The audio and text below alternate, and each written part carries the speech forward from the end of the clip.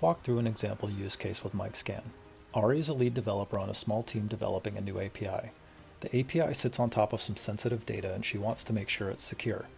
She's heard about the MICScan Microsoft DevOps extension and decides to download it and give it a try. She installs the extension to the team's DevOps instance. Once it's finished installing, she heads over to add it to the team's existing DevOps pipeline. She navigates to the pipeline and clicks to edit the build. She searches for the newly installed MICScan extension. She wants to have it scan the new API project, so she enters the name of the API project file. She chooses to have the MICScan extension fail the build when a vulnerability is found. She saves the changes to the build configuration, which kicks off a new build. She clicks through to the build to see the details. We fast forward through the build process. Once the build is complete, Ari notices that MICScan found one vulnerability. It appears to be a SQL injection vulnerability in the usercontroller.cs file. Ari opens the usercontroller.cs file to have a look at the issue. She's got the Security Code Scan Visual Studio extension installed. It highlights the vulnerability for her on line 20. She sees the problem. Username is coming in from the query string and could potentially be manipulated by a malicious user. She decides to fix this by instead storing the username in a cookie and configuring the API to retrieve it from there. This should be a safer approach, since cookies are set by the server and an attacker shouldn't be able to manipulate the value, right? The Security Code Scan extension appears to validate her fix.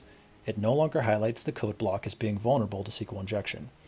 She commits the fix to the team's repository and deploys the fix to production. A few months pass and Ari's team discovers their database has been breached. It turns out building secure software is tough.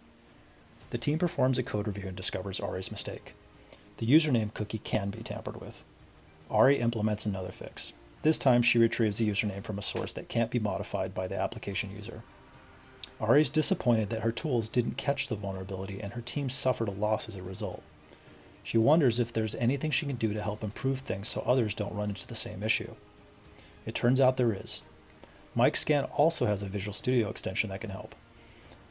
The extension allows vulnerable code to be shared in order to improve the MICScan tools and others.